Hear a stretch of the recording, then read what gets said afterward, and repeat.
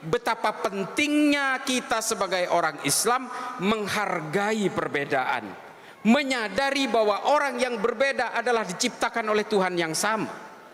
Maka apa tugas kita nih?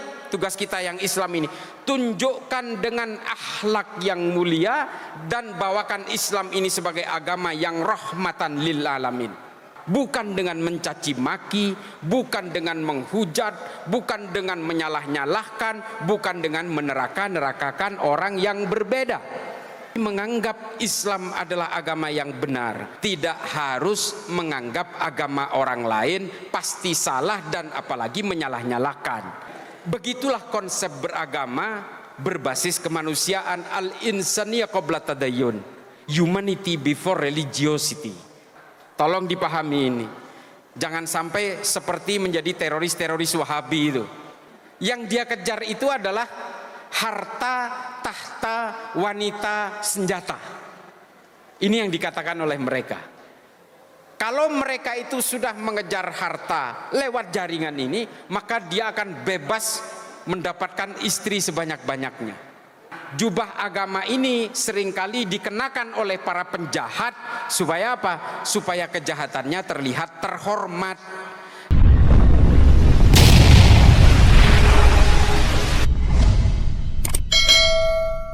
Terima kasih sudah diundang di peringatan Hari Santri Jawa Barat.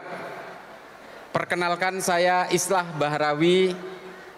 Bapak Ibu sekalian, saya asli Madura.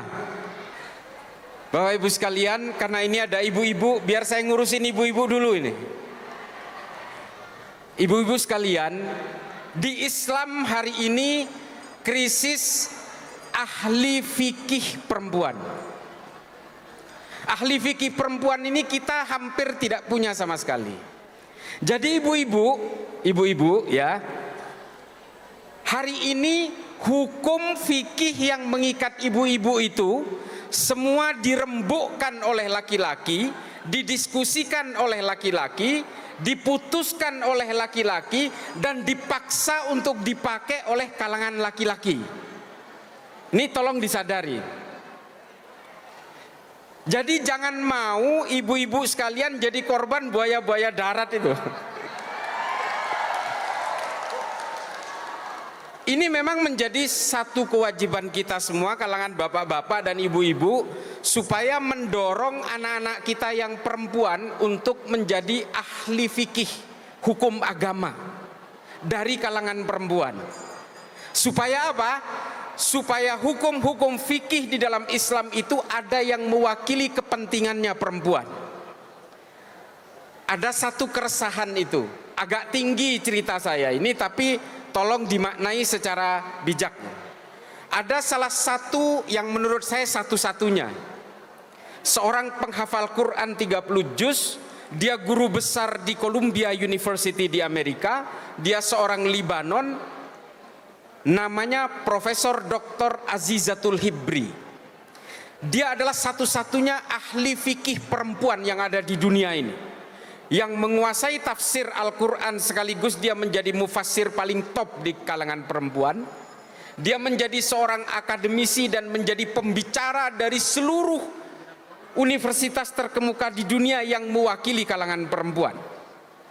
Jadi Bapak Ibu sekalian, mohon maaf, ada 38 yang saya tahu kitab namanya Adabul Mar'ah yang mengatur tentang adab kepada kalangan perempuan. Ini semua penulisnya laki-laki, Bu. Coba bayangkan itu. Yang menulis kitab tentang adabnya perempuan, yang nulis laki-laki semua. Ada 38, judulnya sama. Penulisnya berbeda dan semuanya perempuan. Basul Masailnya NU membahas tentang tata cara perilaku dan tata kelola perempuan. Itu yang ngebahas itu laki-laki semua. Sementara menjadi perempuan atau laki-laki, ini kan bukan kehendak kita. Ini kehendaknya Allah. Allah memberi ruang yang sama kepada perempuan dan laki-laki untuk setara. Meskipun ibu-ibu harus paham, menjadi seorang perempuan auratnya dibatasi. Tapi dalam hak sosial, hak politik, hak ekonomi, semuanya punya kesempatan yang sama. Semua manusia, laki-laki atau perempuan, dilahirkan dengan harga diri yang sama. Tolong dicatat ini. Maka Bapak Ibu sekalian, kalau punya anak perempuan, meskipun saya sendiri tidak berhasil mencetak anak saya menjadi ahli fikih perempuan, tapi sepanjang anak saya mau sekolah, saya dorong terus. Anak saya perempuan, Bu, pakai hijab sama. Sekarang sedang ngambil S2 marketing di Skotlandia. Saya dorong kemanapun dia mau. Karena ilmu itu penting bagi kalangan perempuan. Kalau perempuan itu telat dalam ilmu pengetahuan, maka seterusnya akan dibodoh-bodohi oleh kalangan buaya-buaya darat ini. Buaya daratnya ke sini. Nah, ini menjadi penting. Karena ini tolong dicatat juga. Ini perempuan dulu saya urusin, Bapak Ibu sekalian. Angka orang yang tidak percaya adanya Allah itu paling tinggi di Saudi, di Arab Saudi. 5 dari 300 orang Saudi mengaku tidak percaya kepada Rasulullah dan tidak percaya adanya Allah. Kok bisa? Saudi loh. Kenapa itu? Karena di Saudi ajaran Wahabi itu, dakwah An-Najdiyah itu sangat mengekang perempuan, Bu. Jangankan dalam kehidupan sehari-hari, sampai parkir pun perempuan dan laki-laki itu harus terpisah. Parkir, sekolah mereka harus dipisah, ke mall harus dipisah, mantenan harus dipisah. Sehingga akhirnya apa? Perempuan di Saudi itu memberontak. Loh, saya menjadi perempuan ini kan bukan kehendak saya, tapi kok Allah tidak adil kepada kalangan perempuan? Maka Saudi akhirnya melahirkan perempuan-perempuan yang tidak percaya kepada Islam, tidak percaya kepada tuntunan Rasulullah, dan tidak percaya dengan adanya Allah. Namanya Rana Ahmad, ada Dina Ali Sahnun, ada Rahaf Al-Kunun, ada Ajla, ada Aiwa. Ini adalah orang-orang Saudi, perempuan yang akhirnya kabur dari Saudi karena tidak percaya Allah. Di Saudi itu dipenggal kepalanya. Yang menjadi korban dari fikih-fikih yang terlalu menindas kepada kalangan perempuan ini, akhirnya mereka memberontak dengan tidak percaya kepada Allah. Nah, ini penting, Bu. Kita kan punya cita-cita yang sama, Bu. Kalau pengen, kalau bisa ini satu Bandung ini berada di surga yang sama. Kalau ada amin, kalau ada satu orang yang ateis, kan kita tidak ikhlas juga, Bu. Kita ketawa ketiwi di sorga, terus ada yang gelepar-gelepar di neraka, kan nggak enak juga ngelihatnya.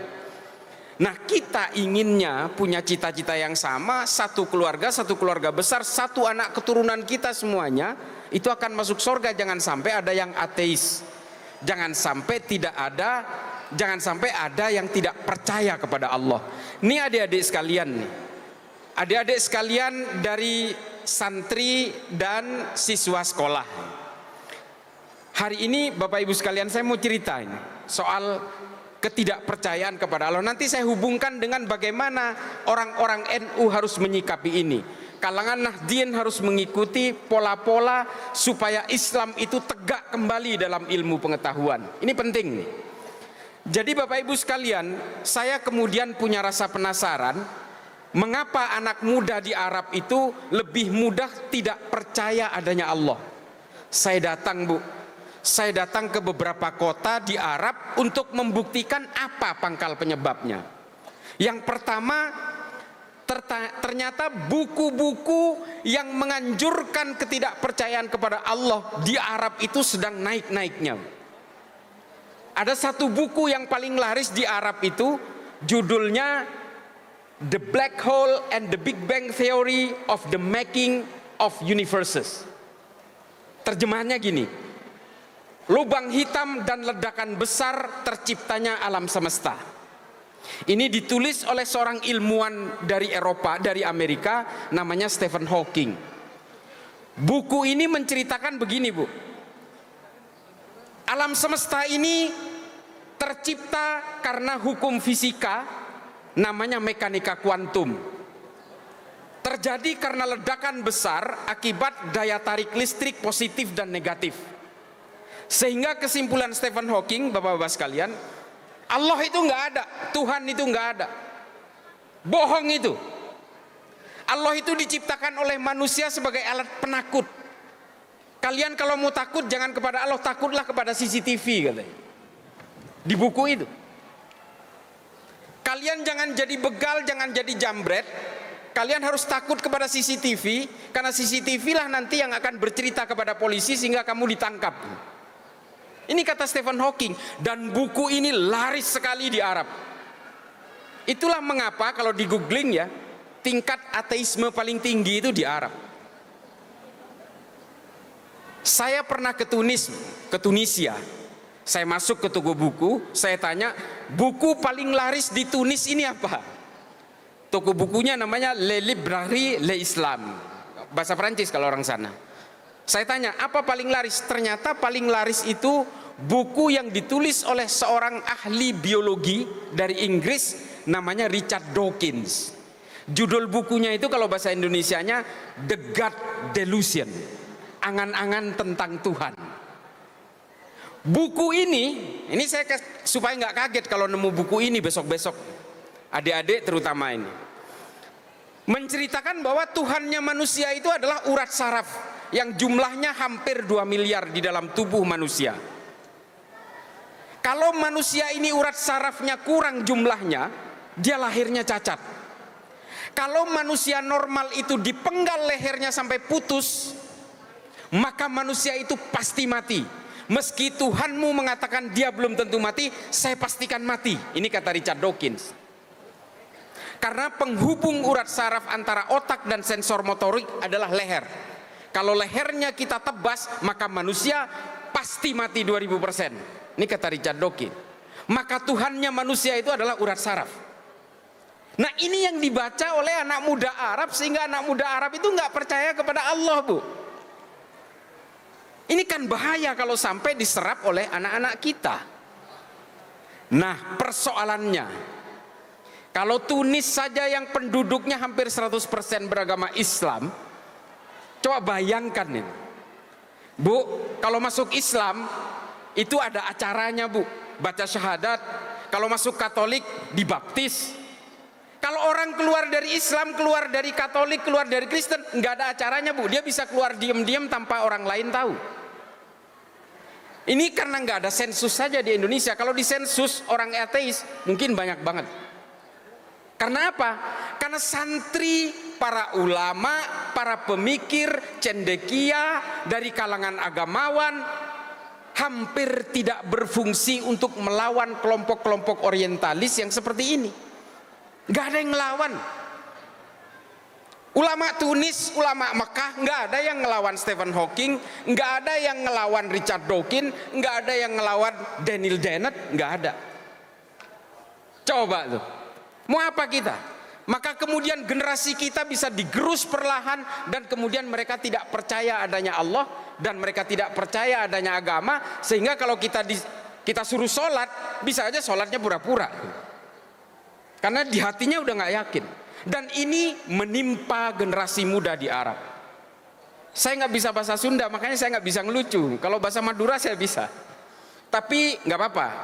Serius seperti ini, tapi mudah-mudahan bisa diserapi oleh kita, kalangan Nahdien yang menjadi andalan bangsa ini. Tepuk tangan untuk NU. Nah, pada suatu kesempatan, Bapak Ibu sekalian, nah ini ironis. Saya mampir ke Berlin sepulang dari Tunis.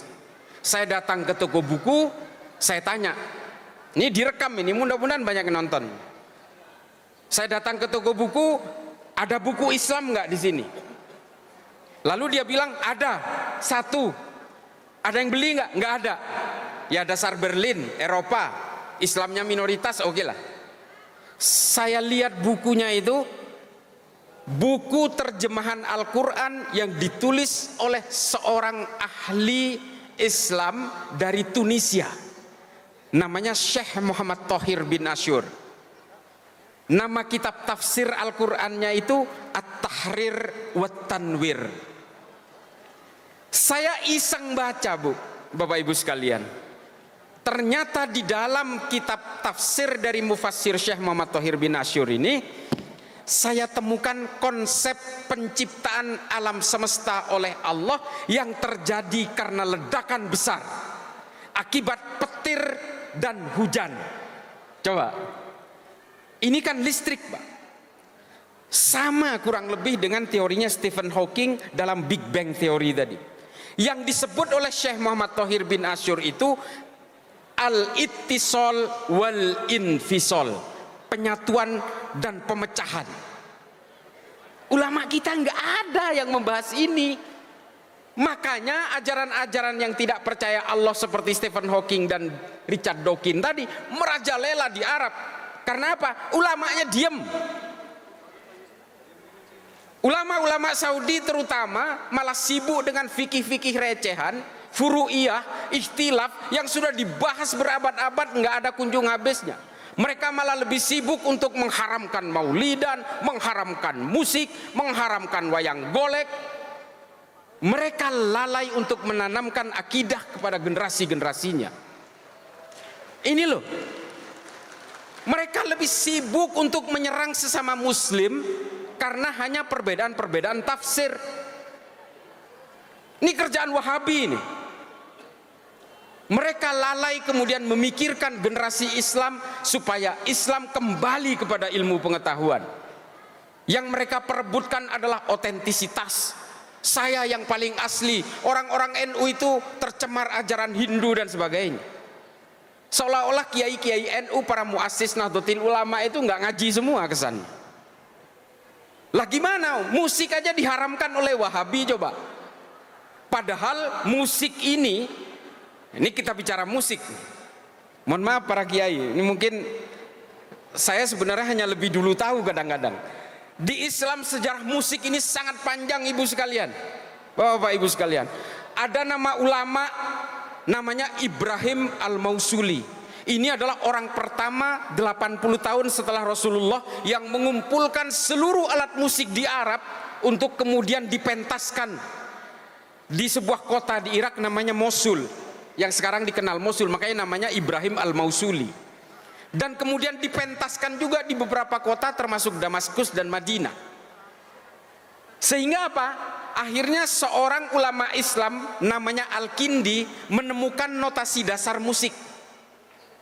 Setelah itu disempurnakan oleh Al-Farabi menjadi notasi yang kita kenal hari ini, menjadi do re mi fa sol la si do, dalam sebuah kitab namanya Al-Musikal Kabir, Kitabul Musikal Kabir nama kitabnya. Diterjemahkan ke dalam bahasa Latin sehingga kemudian beredar di Eropa. Nama judul bukunya itu De Ortu Sintiarium.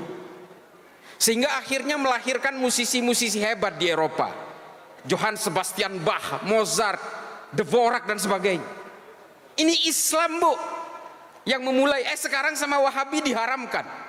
Memangnya ulama-ulama dulu itu nggak belajar fikih apa? Belajar mereka, tahu juga mereka.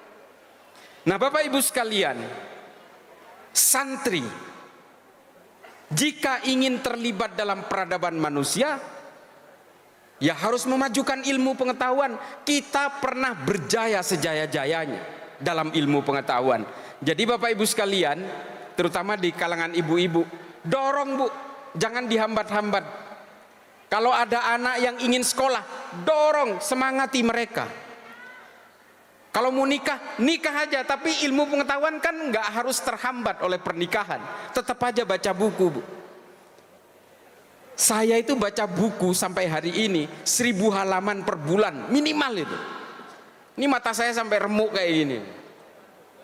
Nah ini adalah gambaran bahwa bagaimana kalau kita ingin memajukan Nahdlatul Ulama, ya majukan dengan ilmu pengetahuan. Saya tadi bisik-bisik dengan Kiai Sofyan, dengan Mustasyar. Saya bilang Pancasila itu nggak ada apa-apanya kalau nggak ada NU. Saya pertegas, kita semua sadar yang mempersatukan bangsa ini adalah Pancasila. Tapi kalau nggak ada Nahdlatul Ulama, Pancasila nggak ada apa-apanya.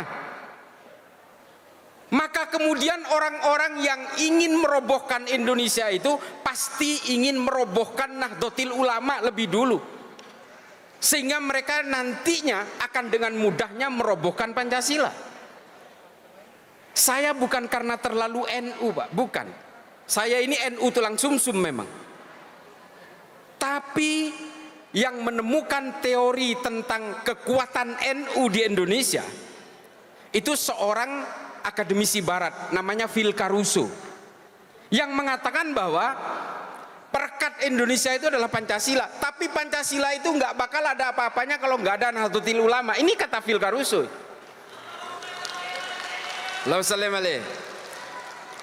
Saya nggak ngecap, Pak. Kalau dulu NU itu mau memberontak ke Indonesia, bisa aja, Pak. Lah sekarang nih contohnya nih, anggota Banser itu 7 juta loh, anggota Banser. Polisi kita jumlahnya, tolong dikoreksi kalau ada polisi di sini. Anggota polisi kita 482.000. Tentara kita 1.076.000. Banser 7 juta. Coba, kalau NU mau memberontak cukup ngandalin Banser aja, meskipun nggak punya senjata, bisa itu ngerebut itu. Tapi menjadi pemberontak ini bukan DNA-nya NU. NU nggak diwariskan itu oleh para muassis Nahdlatul Ulama. NU itu diajari untuk taat kepada negara, berlindung di bawah negara dengan undang-undangnya. NU nggak pernah memberontak, meskipun zaman Soeharto kita digencet habis-habisan, pernah nggak memberontak? Muktamar NU di Cipasung dulu, Panser itu datang semua mengintimidasi Gus Dur, dibuat sosok tandingan untuk melawan Gus Dur namanya Abu Hasan. Tetap aja orang-orang NU itu nggak terpengaruh. NU itu dikasih badut ya susah ketawanya, dikasih macan ya susah takutnya. Itu NU itu. Makanya NU itu kalau kata orang Jawa itu ya nggak gampang kaget lah, orang gumunan. NU dari dulu digencet-gencet, Pak, dihajar oleh PKI, dibantai ulama-ulama NU dan anak-anak Ansor di Banyuwangi. Ketika ngelawan NU disalahin. Dari dulu itu selalu dicurigai. Apakah NU pernah mau memberontak kepada Indonesia? Nggak pernah. Ini mohon maaf kalau ada yang pernah berhubungan dengan gerakan ini ya. Kartosuwiryo aja ini. Kartosuwiryo kalau tidak mendirikan NII, Pak, dia jadi pahlawan. Bapak Ibu sekalian, dia penandatangan Sumpah Pemuda loh. Kartosuwiryo itu menandatangani Sumpah Pemuda, dan dia orang dekatnya Bung Karno. Tapi karena hanya kecewa karena dia tidak mendapatkan konsesi politik sesuai keinginannya, setelah merdeka dia memproklamasikan berdirinya negara Islam Indonesia di Tasikmalaya. Kecewa dikit udah jadi pemberontak. NU nggak pernah. Gus Dur saja diturunkan secara tidak konstitusional, bahkan orang NU pada nyantai, Pak, diem.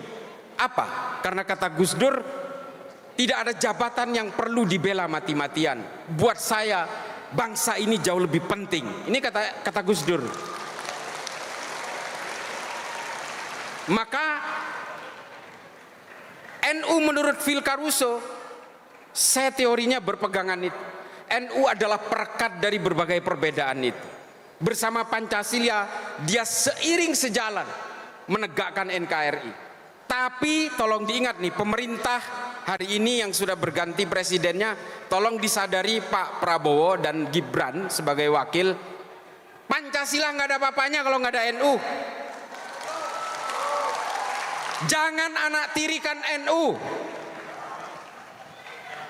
Lah ini mohon maaf, jumlah anggota NU di sini itu 82 juta kurang lebih. Ngeludah aja banjir loh Indonesia ini.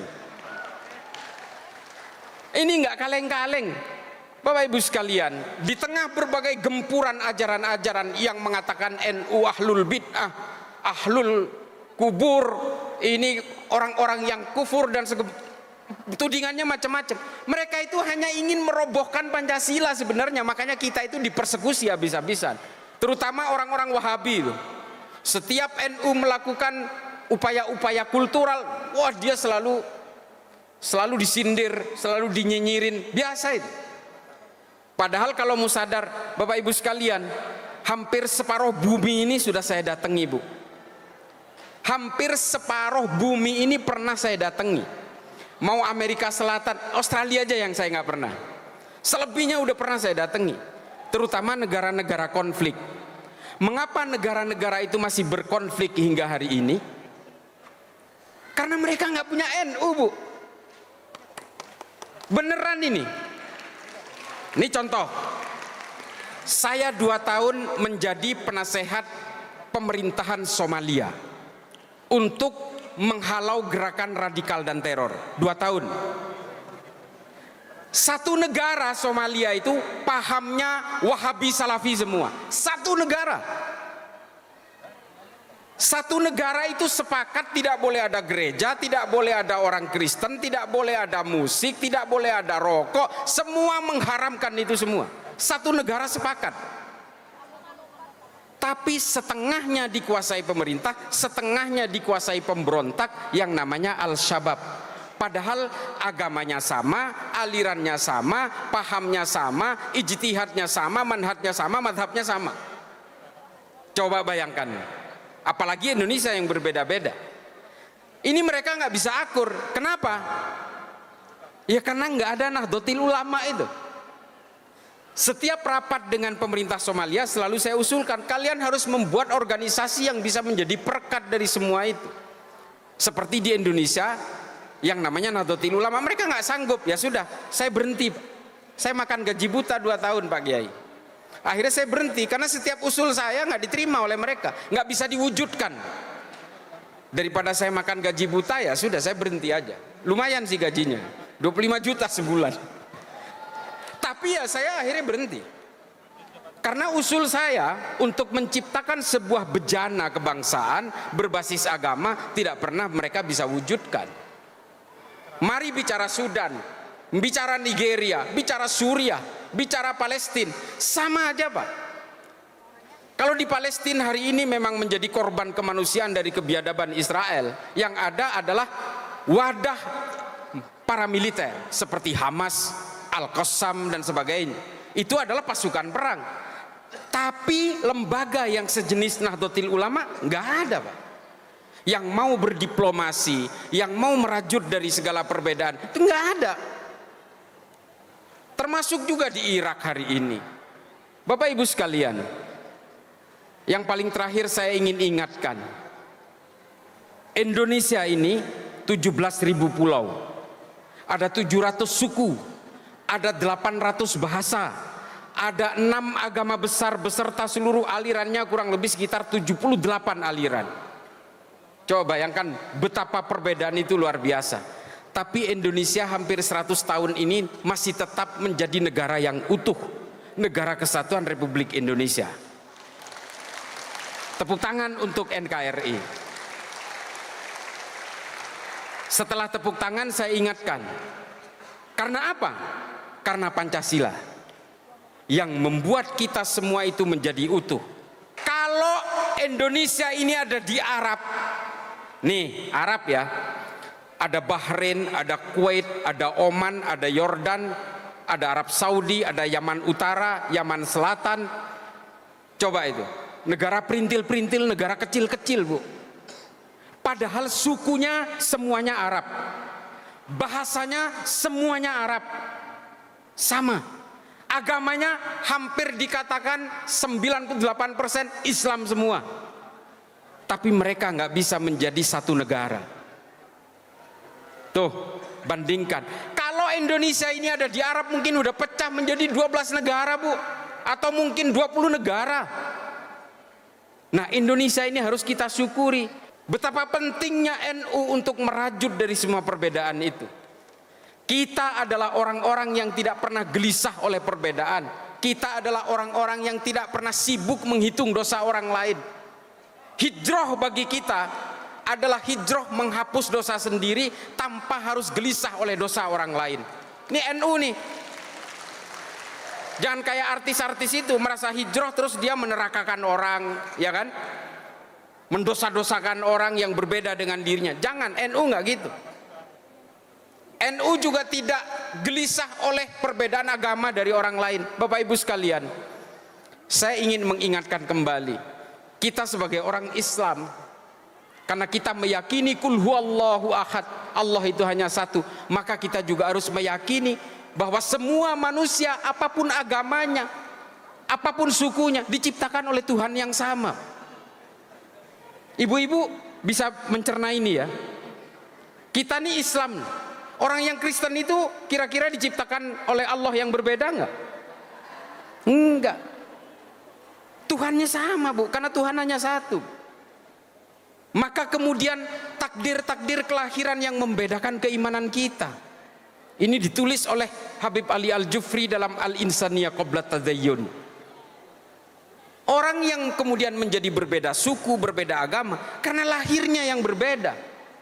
Saya lahir di Madura dari orang tua beragama Islam, kakek buyut saya Islam, kakek buyut saya NU, orang tua saya NU, saya sendiri NU, ya maka saya menjadilah Islam yang Nahdien. Karena memang karena lahir di Madura. Coba bayangkan kalau saya lahir di Papua, Bu. Mungkin lebih hitam dari begini kulit saya dan mungkin saya bukan Islam. Kalau saya lahir di Manado mungkin saya glowing, tapi saya bukan Islam juga. Sementara kelahiran ini semuanya adalah kehendaknya Allah. Ini kata Habib Ali Al-Jufri, bukan kata saya. Maka kemudian kata Habib Ali Al-Jufri, betapa pentingnya kita sebagai orang Islam menghargai perbedaan, menyadari bahwa orang yang berbeda adalah diciptakan oleh Tuhan yang sama. Maka apa tugas kita nih? Tugas kita yang Islam ini, tunjukkan dengan akhlak yang mulia dan bawakan Islam ini sebagai agama yang rahmatan lil alamin. Itu dua tugasnya. Sehingga apa? Orang beragama lain akan tertarik kepada agama kita, sehingga mereka mau mempelajari keimanan-keimanan kita. Supaya apa? Membuka pintu hidayah kepada orang yang berbeda agama. Bukan dengan mencaci maki, bukan dengan menghujat, bukan dengan menyalah-nyalahkan, bukan dengan meneraka-nerakakan orang yang berbeda. Menganggap agama kita benar harus, wajib. Saya sebagai orang Islam menganggap hanya Islamlah yang paling benar. Innad dina indallahil Islam. Jelas. Tapi menganggap Islam adalah agama yang benar, agama yang kita anut yang paling benar, tidak harus menganggap agama orang lain pasti salah dan apalagi menyalah-nyalahkan. Untuk menganggap istri saya cantik, tentu saja saya tidak harus menjelek-jelekkan sampian semua. Tidak perlu. Cantik ya cantik aja buat saya. Istri saya ada tuh, bangga pasti itu. Jadi Bapak Ibu sekalian, begitulah konsep beragama berbasis kemanusiaan, al-insaniyah qabla tadayyun, humanity before religiosity. Ini penting, Bu, karena ini adalah ajaran Rasulullah. Rasulullah tidak pernah memaksa orang-orang yang belum berislam untuk tunduk kepada agama Islam.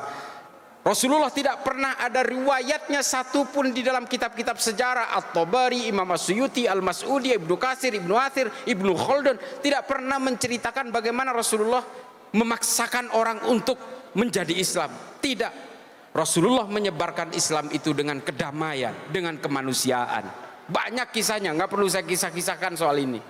Di dalam sirah nabawiyahnya Raqib As-Sirjani, ada Ibnu Ishaq, ini semua menceritakan bagaimana Rasulullah itu membawa Islam ke dalam suatu konsep perdamaian yang luar biasa. Nah, ini mudah-mudahan bisa ditiru oleh kalangan Nahdien, adik-adikku, anak-anakku semua, supaya Nahdlatul Ulama ini tetap bertumpu kepada kemanusiaan dan peradaban. Tujuannya apa? Supaya kita bisa memajukan Islam ini dengan ilmu pengetahuan, sehingga kalangan Nahdien tidak lagi terpuruk dalam peradaban manusia. Hari ini mudah-mudahan, kemarin 1 abad NU kan ada fikih peradaban. Nah, ini kalau kita pahami dari isinya semua, maka kita harus memajukan ilmu pengetahuan. Kejar ilmu itu kemanapun, baca buku. Jangan sampai cuma hanya baca 1 buku lalu menganggap inilah yang paling benar. Jangan. Semua harus dipelajari sehingga kita berhasil menemukan konsep yang paling hakiki. Sekali lagi saya ingin mengingatkan bahwa Islam ini bertumpu kepada kemanusiaan, selain kita harus mempertebal iman. Dan inilah anjuran dari para muassis NU. Kita perangi kebatilan, amar ma'ruf nahi mungkar, iya. Tapi jangan kemudian kita terbelit dalam syahwat dan subhat. Tolong dipahami ini. Jangan sampai seperti menjadi teroris-teroris Wahabi itu. Mereka semua ingin merobohkan. Kemarin saya cerita terakhir sebelum saya mundur. Saya kemarin sempat ngobrol dengan salah satu mantan amirnya Jamaah Islamiyah Kiai. Tidak perlu saya sebutkan namanya. Jadi rupanya mereka ini, orang-orang teroris ini, yang dia kejar itu adalah harta, tahta, wanita, senjata. Ini yang dikatakan oleh mereka. Kalau mereka itu sudah mengejar harta lewat jaringan ini, maka dia akan bebas mendapatkan istri sebanyak-banyaknya. Itu tujuannya.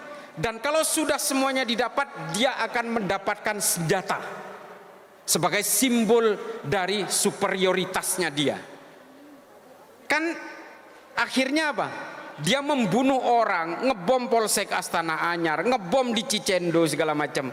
Akhirnya apa? Dengan jubah agama dia sebenarnya hanya ingin memperkaya diri. Bom Astana Anyar kemarin korbannya itu seorang polisi, anggota Persis, dia rajin pengajian dan sebagainya. Kan kasihan sesama Islam. Sementara mereka itu menggunakan jubah agama. Nah, jubah agama ini seringkali dikenakan oleh para penjahat supaya apa? Supaya kejahatannya terlihat terhormat. Kalau udah atas nama agama, Bu, orang itu mudah ditipu. Mudah ditipu. Jangankan soal terorisme, jangankan soal politik, tolong ingat-ingat nih.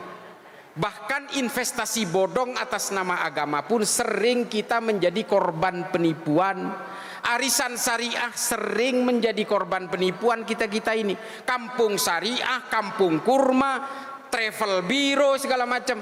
Kalau sudah atas nama agama, kejahatan terlihat terhormat.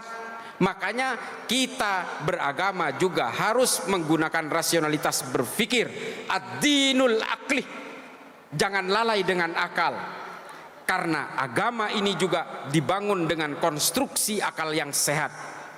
Gitu ya, ibu-ibu sekalian, mohon maaf bapak ibu sekalian, para kiai, kurang lebihnya mudah-mudahan ini bisa bermanfaat bagi saya pribadi yang fakir ilmu, dan bisa bermanfaat bagi seluruh siapapun yang ada dalam majelis ini. Mudah-mudahan juga bermanfaat kepada kita kalangan Nahdien. Selamat Hari Santri.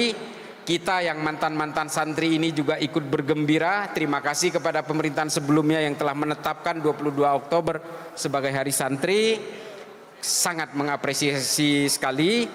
A'udzubillahi minasyaitonirrajim. Bismillahirrahmanirrahim. La nufarriqu baina ahadim mir rusuli wa qalu sami'na wa ata'na ghufranaka rabbana wa ilaikal masir. Wallahul muwaffiq ila aqwamit thoriq. Wassalamu alaikum warahmatullahi taala wabarakatuh.